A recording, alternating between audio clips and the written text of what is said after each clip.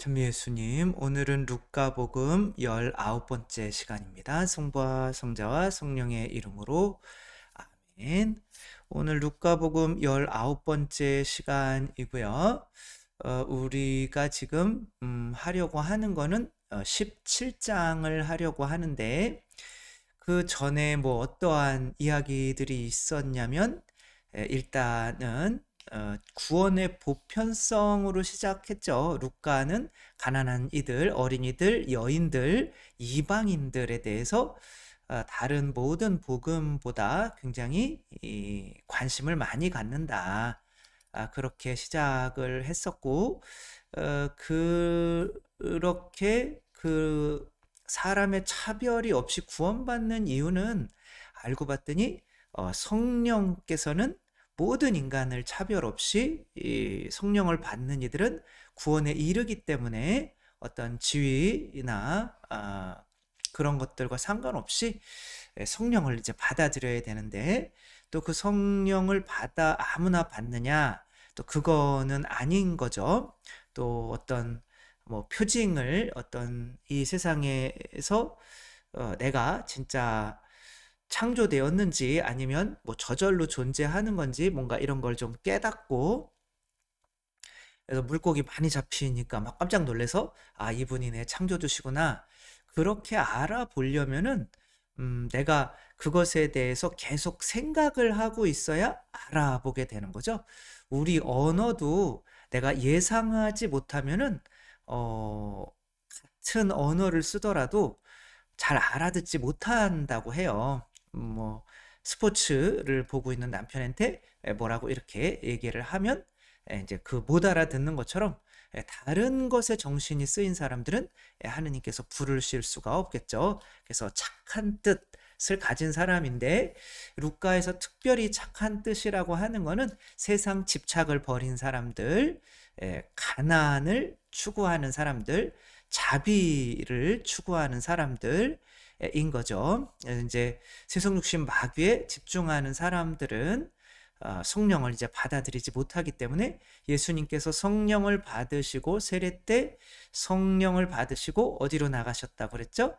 광야로 나가서 세속육신 마귀와 싸우고 나서 성령을 담을 수 있는 온전한 그릇이 되었기 때문에 이제 복음을 전할 수 있게 된 거죠. 그럼 당신께서 그렇게 당신 자신을 만드시고 제자들을 만드신 것처럼 이제 제자들을 교육했는데, 거기에는 이제 성령의 불을 지르러 왔다. 근데 그 성령의 불을 통해서 이루어지는 것이 어떤 회개라고 여기는 거죠. 실제로 회개는 그냥 성령의 불보다는 지금 어쩌면 제가 하고 있는 신학에서는 회개는 당연히 이제 변하는 걸 다 회개라고 할 수는 있지만, 굳이 회개를 친다면은 성령이 필요한 것을 알 수 있을 때까지의 내 삶의 변화인 거죠. 그러니까 이스라엘 백성이 이제 성령이 지팡이라고 생각한다면, 모세가 이 지팡이를 가지고 그 이집트로 들어왔죠. 근데 이제 그 지팡이를 가지고 있는 그 모세를 파라오를 바라보다가 모세를 이제 따라야겠다. 그래서 홍해를 건너는 걸 세례라고 한다면, 모세를 따르기로 결심하는 그 순간 파라오를 따르다가 세속육신 마귀를 따르다가 그리스도를 따르려고 하는 그 순간을 회개라고 한다. 그 다음부터 이제 성사 생활이 되는 건데, 어쨌거나 루카 복음에서는 성령님을 받는 모든 어떤 것을 회개로 여기고 있는 것 같아요. 그래서 회개에서 회개를 한 사람들의 특징이 뭐냐? 일단은 회개하지 않으면, 뭐 한 일 예로 포도나무 밭에 무화과 한 그루가 있었어요. 여기에다가 거름을 주었죠. 그러니까 성령님이 뭐겠어요? 거름이죠. 그럼 거름을 주는 그 일꾼은 예수 그리스도인 거고, 그 일꾼을 고용한 그 포도밭 주인은 하느님 아버지가 되는 거죠. 근데 이제 그런 성령의 열매들, 그것은 어떤 이웃을 쉬게 하고 이웃에게 양식이 되는 자기 자신을 내어주는 그런 존재, 그렇게 좁은 문으로 들어가도록 우리를 여기서는 초대하고 있죠. 그렇게 좁은 문으로 들어가지 않는다면 이스라엘 백성들처럼 이제 언젠가는 멸망하고 말 거다라고 이렇게 말씀을 하셔요. 이제 성령님을 받은 사람들, 예수님은 성령님을 받았기 때문에 자기 자신을 십자가에 못 박으셨죠. 그리고 예수님을 따르는 사람들도 자기의 모든 소유를 버리지 않으면은 나를 따를 수가 없다. 결국에는 이제 내 모든 것을 버리는 그런 세상에서의 집착을 모든 내 자신까지도 미워하는 그런 예수님을 따르는 삶을 살아가게 된다. 그리고 자기 자신을 다 버린 사람들의 그럼 행복은 뭐냐? 내 것을 나누어 주는 가난한 이웃들을 초대하고 이웃들에게 내가 가진 것을 나누어 주는 그 가난한 이들 안에서의 바로 행복이다라고 하는 거죠. 그래서 이 기쁨, 가난한 이들에게 내 자신을 내어주는 그런 기쁨을 누리는 그 존재가 되어야 된다. 그래서 잃어버린 한 마리 양을 이렇게 찾아 나서는 예수님의 비유, 그리고 또 그게 이제 또 그게 전부가 아니라 내 자신의 소유를 다 버리게 어떤 고난을 감수하는 거죠. 그러니까 한 영혼을 위해서 내 자신을 이렇게 내어놓는 그 가운데 그 사람을 찾았을 때 온 마을을 돌아다니면서 나와 함께 기뻐해 주십시오. 본인이 기쁘지 않으면 기뻐해 주십시오 라고 할 수가 없죠. 그래서 신앙인들은 이렇게 내 자신을 버릴 줄 알게 되고, 성령님께서는 나 자신을 버리게 만들면서 또 그 안에서 다른 가난한 이들에게 내 자신을 내어주면서 기쁨을 느끼게 한다는 거죠. 그리고 여기에서 또 마찬가지인 거죠. 이렇게 둘째 아들이 돌아왔을 때 첫째 아들은 기쁘지 않았어요. 그게 바로 성령님을 받지 못해서 회개하지 못했기 때문에 그렇다고 이렇게 말하는 것이고요. 그 다음에 또 계속 재물을 올바로 사용해야 된다. 그래서 친구를 사귀어야 된다. 이 말이 계속 이어지죠. 그래서 그냥 루카복음은 하느님을 만나면, 성령님을 받으면 내가 가지고 있는 모든 것들이 다 하느님 것임을 알기 때문에 의롭지 못한 재물이기 때문에 그 의롭지 어차피 내 것도 아닌데 라고 하며 친구를 사귀라고 그렇게 우리를 초대하고 있죠. 그렇게 하지 못하는 이제 부자와 거지 라자로, 라자로가 무슨 뜻이라고 그랬어요? 이름이 엘르 아자르라고 했죠. 그렇죠? 하느님은 자비로우시다 라는 뜻인데, 하느님은 자비로운데 본인은 거지예요. 근데 이제 그것과 반대되는 부자는 전혀 자비롭지 못했죠. 그러니까 이제 라자로는 이 짐승들에게 자기 몸을 핥도록 이렇게 만들었지만 그 부자는 이 라자로에게 어떠한 것도 주지를 못했죠. 근데 이제 또 여기서 이제 오늘 17장에서 한 걸음 더 나아가는데 어떤 회개한 사람들은 또 어떠한 특성을 가지게 되는지 한번 읽어가면서 보도록 하겠습니다. 예수님께서 제자들에게 이르셨다. 남을 죄짓게 하는 일이 일어나지 않을 수는 없다. 그러나 불행하여라 그러한 일을 저지르는 자. 그러니까 남을 어떻게 죄짓게 하는지는 안 나와요. 이 작은 이들 가운데 하나라도 죄짓게 하는 것보다 연자매를 목에 걸고 바다에 던져지는 편이 낫다. 너희는 스스로 조심하라. 네 형제가 너를 죄를 짓거든 꾸짖고 회개하거든 용서하여라.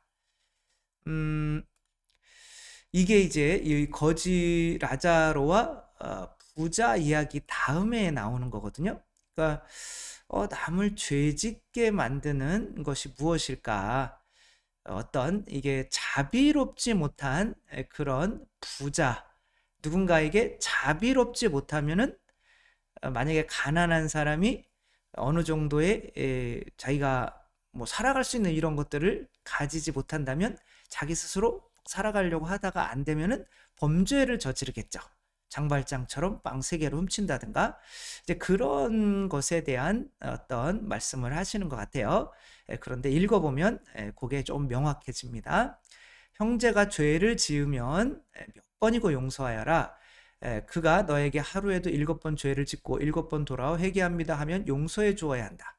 근데 어떻게 보면 이게 이어지면 여기에 이 중간에 있는 이 제목들은 원래 있었던 게 아니라고 그랬죠. 그렇죠? 그러니까 여기서 이렇게 잘라놔서 헷갈릴 수 있는데 이것도 마찬가지죠.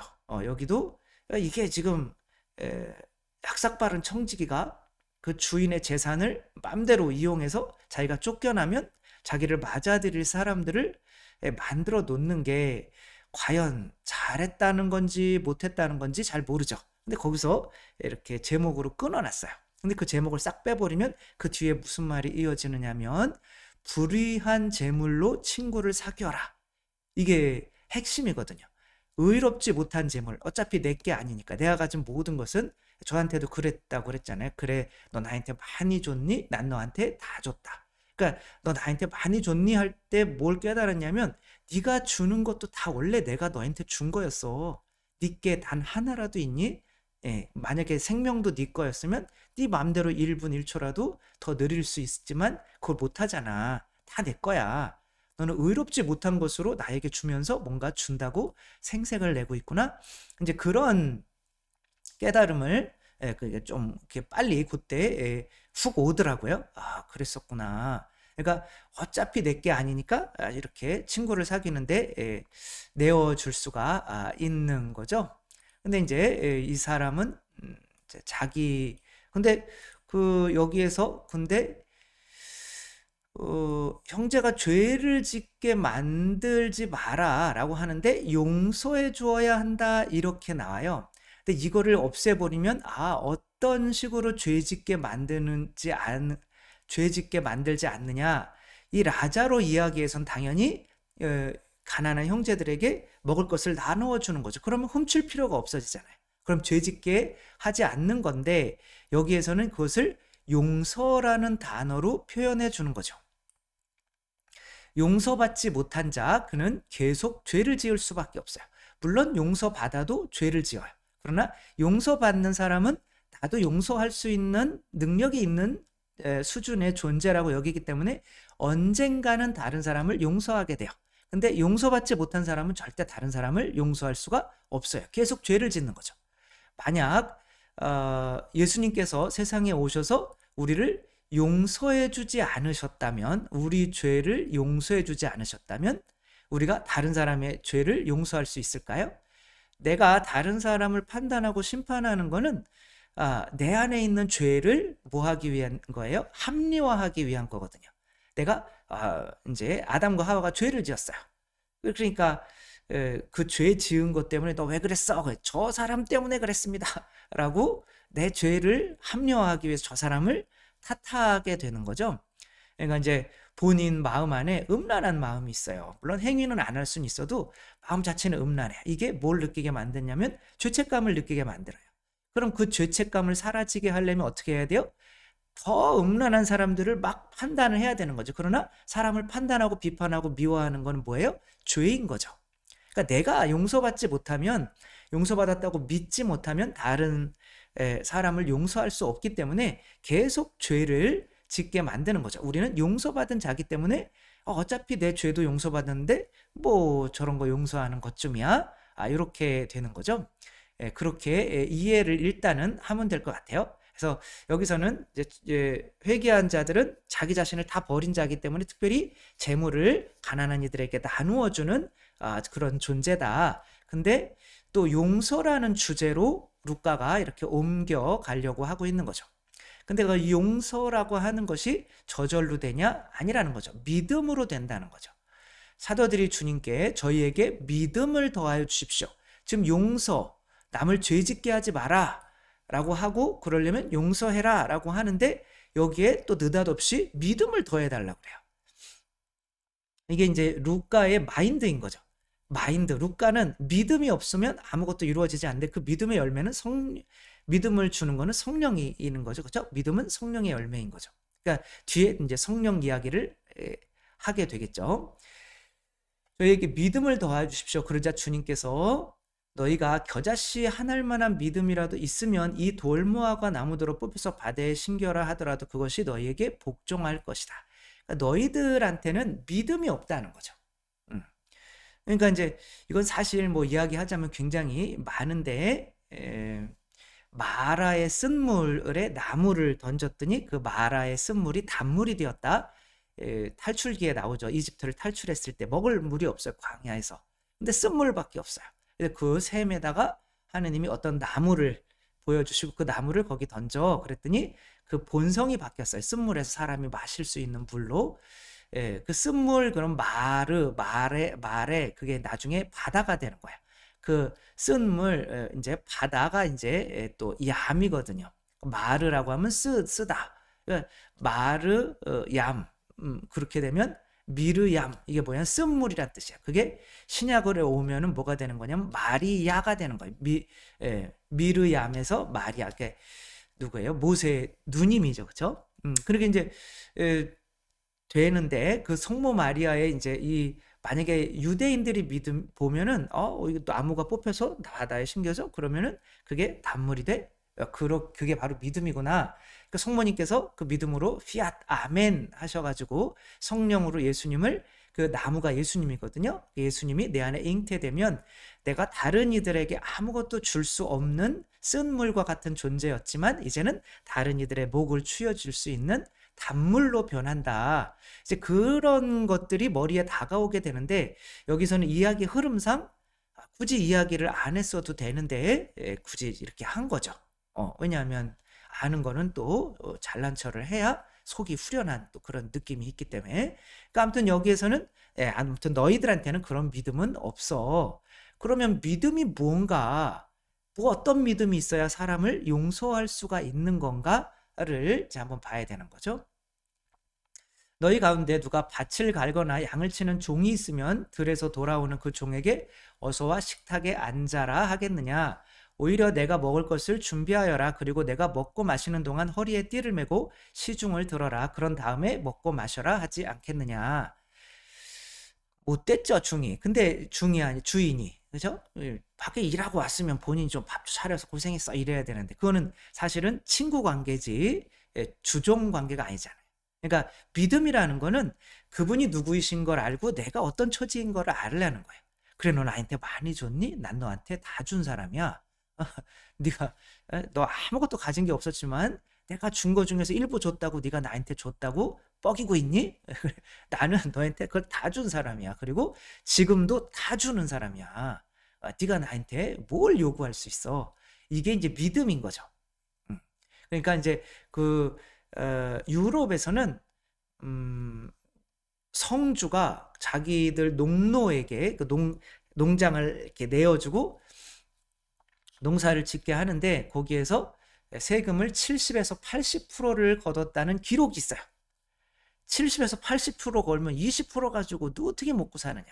근데 이들은 성주에게 복종을 했어요. 왜냐하면 그 성주가 군사가 있거든요. 그것으로 지켜주거든요. 그리고 그 정도면 굶어 죽지 않게 하니까 다른 데 나가서 괜히 화전밭 일구고 살다가는 가족과 함께 산적대에 몰살당하고 마는데 이 어떤 임금 그 성주에 고마우니까 7, 80% 바쳐도 고마운 거야. 그 처지 내가 어떠한 처지인지를 아는 게 바로 믿음이다라고 하는 거야. 이와 같이 너희도 분부를 받은 대로 다 하고 나서 저희는 쓸모없는 종입니다. 해야 할 일을 하였을 뿐입니다. 라고 이렇게 말하라고 하는 거죠. 예, 은퇴사죠. 모든 신부님들 저도 이제 은퇴사 딱 요것만 딱 처음으로 강론을 짧게 하는 거죠. 항상 길다고 그러니까 마지막 강론은 저는 쓸모없는 종입니다. 해야 할 일을 했을 뿐입니다. 그리고 딱 은퇴로 내려오면 얼마나 좋을까요? 그렇게 하는데 그렇게 되려면 내가 뭘 받았는지 묵상을 해야 된다는 거죠. 저도 묵상을 하지 않으니까 하느님께서 그래도 깨우쳐 주시는 거죠. 그래서 한 일주일 동안 단식하려고 한 이틀 정도 단식을 했었고, 뭔가 노력을 해야죠. 그래서 이틀 굶으니까 진짜 아무것도 아닌 존재처럼 힘이 없어서 아무것도 못하겠어요. 그러니까 내 처지를 알게 되니까 그분이 어떤 분이신지 알게 되더라고요. 예수님께서 예루살렘으로 올라가실 때 10명의 나병 환자가 와서 저희에게 자비를 베풀어 주십시오라고 이야기를 했죠. 그랬더니 가서 사제들에게 너희 몸을 보여라, 모세 율법대로. 그래서 그들은 이제 떠나갔어요. 그 중에 한 명이 큰 소리로 주님을 찬양하며 돌아와, 그 이제 사마리아 사람이었던 거죠. 엎드려 감사를 드렸다. 여기서 감사와 뭐가 같은 말로 쓰이냐면 영광이 같은 말로 쓰여요. 이 외국인 말고는 아무도 하느님께 영광을 드리러 돌아오지 않았단 말이냐. 우리는 미사에 뭔가를 청하러 갈 수 있잖아요. 연미사, 생미사, 뭐 이거 해주세요, 저거 해주세요. 정말 내가 받은 것에 대해서 하느님께 영광을 드리기 위해서 미사에 오고 있는가. 그게 믿음이라는 거죠. 이미 하느님은 다 주셨어요. 그러니까 이제는 우리가 하느님께 영광만 돌리면 돼요. 그게 믿음이라는 거죠. 그러니까 내가 얼마만큼 받았는지, 용서를 받았는지를 알게 된다면, 그래 너 나한테 많이 줬니? 난 너한테 다 줬다. 그것을 알게 된다면은 이제 다른 사람을 용서할 필요도 없어요. 내가 이만큼 많이 용서받은 건데, 그래 너 나한테 많이 줬니? 난 너한테 다 줬다 할 때 정말 부끄러웠어요. 세상에서 제일 큰 죄인이었구나 내가. 이렇게 다 주시는 분 앞에서 내가 뭔가 준다고 착각하고 얼굴을 약간 불만을 가지고 있었기 때문에, 우리가 하느님 앞에서 요만큼이라도 불만을 가지고 살면 진짜 장담하건대 영원히 하늘나라에서 그 순간 때문에 후회하게 됩니다. 우리 부모님한테 잠깐 원망을 한 게 있다면, 그 부모님이 나한테 그렇게, 부모님 없었으면 우리도 없잖아요. 그런 것에 대해서 부모님이 알게 되잖아요. 그것을 나를 원망했어? 이제 그렇게 부모님의 마음을 아프게 한 것 때문에 영원히 후회한다니까요. 그게 이제 믿음이 없는 거죠. 그러니까 믿음은 끊임없이 감사할 수가 있게 되는 거죠. 그리고 예수님께서 이렇게 얘기해요. 일어나 가거라. 내 믿음이 너를 구원하였다. 결국에 루카가 생각하는 믿음이라고 하는 거는 하느님께 영광을 드리는 것, 감사를 드리는 것이라고 할 수 있죠. 그러니까 왜 감사를 드려야 되냐? 그분이 내 안에 안 들어오시면은 내가 구원을 못 받잖아요. 내 살과 피를 먹고 마시지 않으면 너희는 영원한 생명 얻을 수 없다. 내가 용서받을 수 있는 존재라는 거, 내가 네 죄 다 용서했어 라는 걸 알아야 다른 사람을 용서할 수 있는 존재가 되거든요.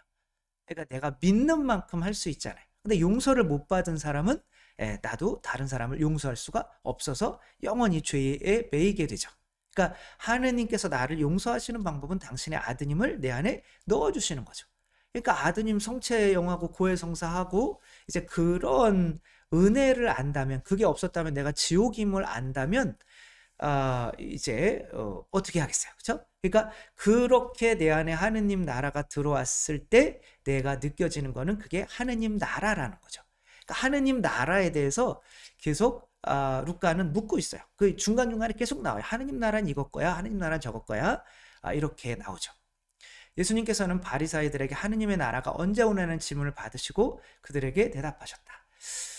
하느님의 나라, 그들이 생각하는 나라는 외적인 거야. 바깥에 보이는 뭐 다윗의 어떤 것을 다윗이 이루어 놓은 뭔가를 그러니까 그 왕국을 회복하는 거죠.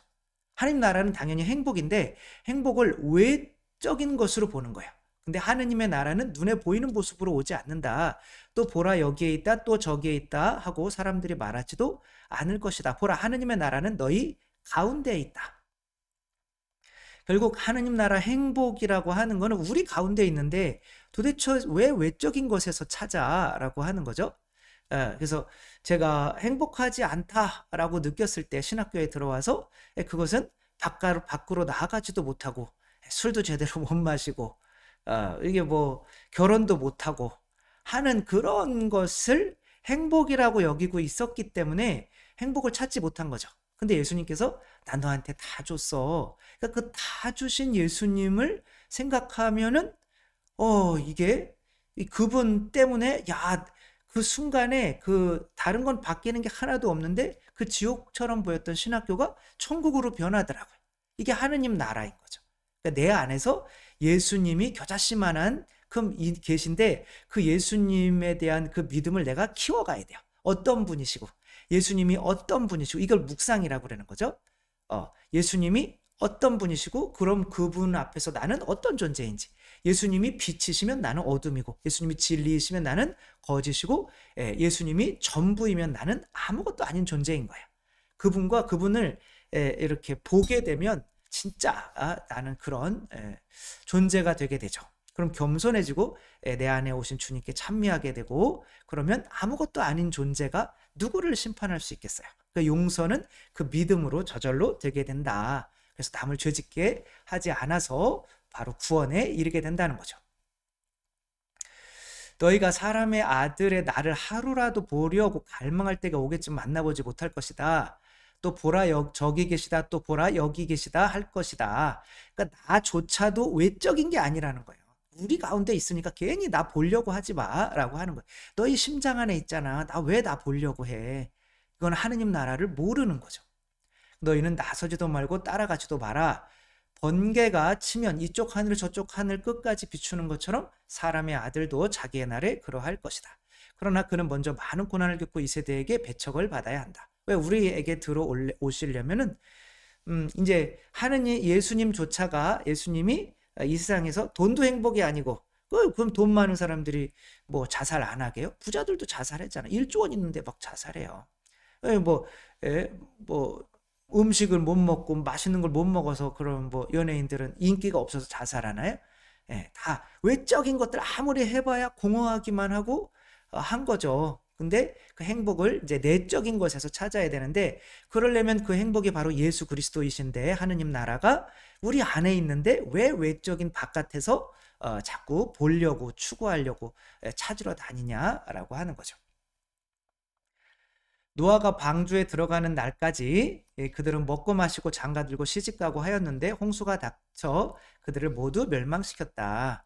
그러니까 노아의 방주에 들어갈 때 노아만이 예수님 안에서, 하느님 안에서 행복을 찾으려고 했던 거죠.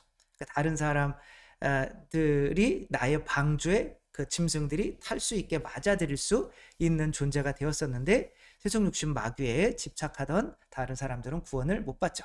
롯 때와 같이 이건 소돔과 고모라 때인 거죠. 그렇죠? 소돔에 사람들이 먹고 마시고 사고 팔고 심고 짓고 하였는데 세속 육신 마귀에 치우쳤는데, 롯이 소돔을 떠난 그날에 하늘에서 불과 유황이 쏟아져 그들을 멸망시켰다. 사람의 아들이 세상에 올 때도 그런 날과 똑같을 것이다.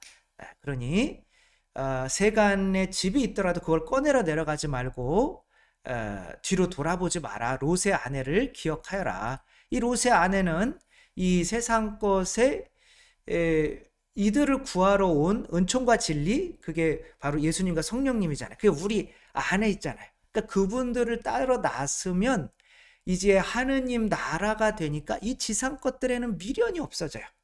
그러니까 믿음을 키우지 않으면은 이 세상의 것에 계속 집착하며 교회는 성당에 나오지만 결국에는 구원을 못 받는 존재가 될 수 있다는 거죠. 얼마 전에 성지에 다녀왔는데, 성지에서는 갑자기 생각이 안 나네요. 막 구덩이에 파놓고 산채로 이렇게 해가지고 흙으로 막 덮어 1000명 정도가 순교자가 죽이는 것도 힘든 거예요. 그러니까 그냥 물에다가 그냥 오는 길에 그냥 넘어지면 바로 거기서 죽이고 해서, 근데 그분들이 다 이름도 없어요. 이게 그냥 서민들이었던 거죠. 양반들이면 이름은 적어놓죠. 재판을 하고. 근데 그런 서민들이 왜 그렇게 그냥 나는 하느님 안 믿는다라고 십자가만 발로 밟고 지나갔으면 되는데 그걸 못해요. 왜냐하면 그들은 하느님 나라에 살고 있는 거예요. 그들이 이 세상에서 나는 여자로 태어나서 뭐 끝년이 말년이 뭐 이런 이게 요즘엔 개들보다도 이름이 더 안 좋아요. 뭐 그런 인간 취급을 못 받던 천민들이나 여인들이나 이런 사람들이 우리가 하느님의 자녀란 말이야. 우리가 저 임금과 평등한 사람이란 말이야. 그런 맛을 잠깐이라고 느껴본 거예요. 그러니까 이 지상은 그냥 지옥처럼 느껴져요. 그래서 이 지상에서 어떠한 집착도 생기지 않기 때문에 용서하게 되는 거예요. 내가 다른 사람을 용서하지 못하는 이유가 뭐예요? 뒤에서 내 뒷담화 하니까. 그 내 명예잖아요. 그러니까 아직 내가 이 세상에 엮여 있다는 거죠. 내 먹을 거 뺏어가면 걔들 막 서로 먹는 것 때문에 싸우잖아요. 집착하고 있기 때문에 그런 거죠. 그리고 내 돈 가져가는데 안 갚아. 그 돈을 좋아하기 때문에 그런 거죠. 근데 그분들은 하느님 나라가 안에 있기 때문에 예수님을 가지면 다 가진 거기 때문에 이들이 나를 순교하게 하더라도 이들을 미워하지 않아요. 왜? 하늘나라에서 더 큰 상을 받도록 나를 도와주는 사람들이고 그들이 불쌍하게 보이는 거죠. 그러니까 하느님 나라를 한 번이라도 체험한 사람들은 용서하기가 쉬워져요. 왜냐하면 이 세상에 미련이 없어요. 하느님을 내 안에 가지고 있으니까, 모시고 있으니까. 그러니까 뭐 여러분들이 막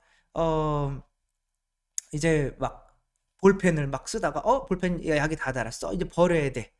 나는 볼펜이 또 엄청 많아요. 근데 그 볼펜을 어떤 놈이 좀 달라고 그랬더니 훔쳐가 버렸어요. 그러면은 쓸모없는 볼펜 어차피 버릴 거였는데 그럼 그 사람을 미워해야 될까요? 불쌍해지잖아요. 그렇게 이상 것에 집착을 하기 때문에 사람이 미워지는 거지.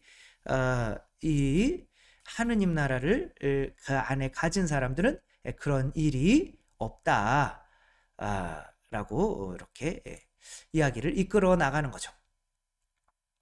그러니 이 세상에서 제 목숨을 보존하려고 하는 사람은 목숨을 잃고 목숨을 잃는 사람은 목숨을 살릴 것이다. 내가 너희에게 말한다.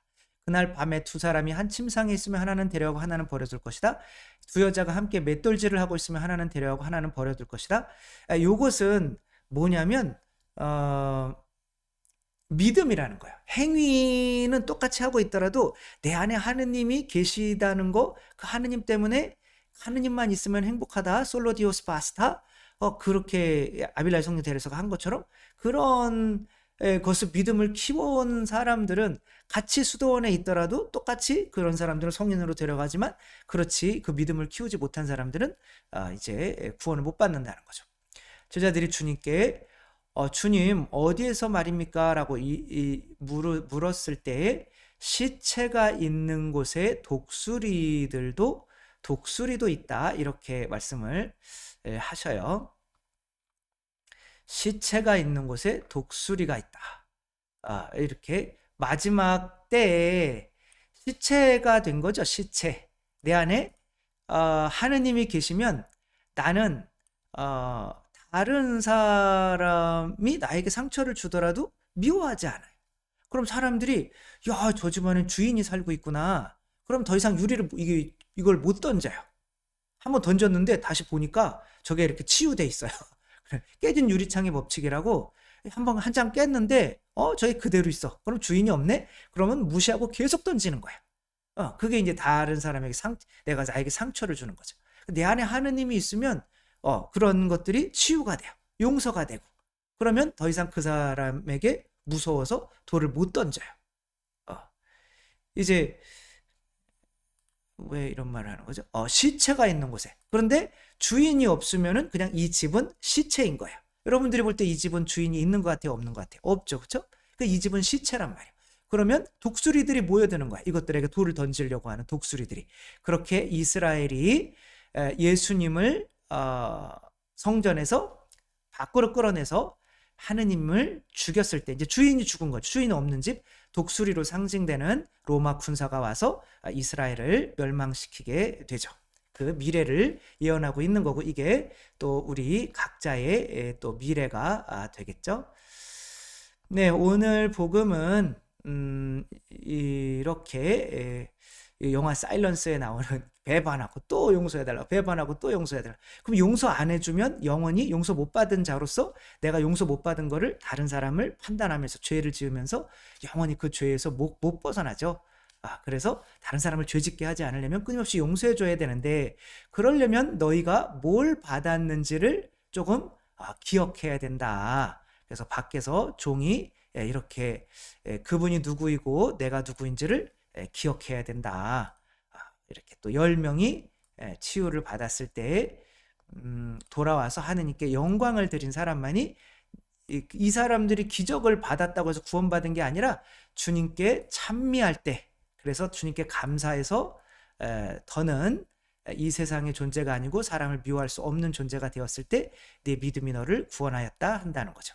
그 믿음을 키우지 못하면 소돔과 고모라처럼 이렇게 깨진 유리창의 법칙처럼 이제 완전히 더 이상 복구될 수 없는 상태가 되고 만다 라고 하는 것을 또 함께 묵상하며 또 오늘 여기서 마치도록 하겠습니다. 주님께서 여러분과 함께 전능하신 천주 성부와 성자와 성령께서는 여기 모인 모든 이에게 강복하시어 길이 머물게 하소서. 주님을 찬미합시다. 하느님 감사합니다. 성부와 성자와 성령의 이름으로 아멘. 감사합니다. 사랑합니다.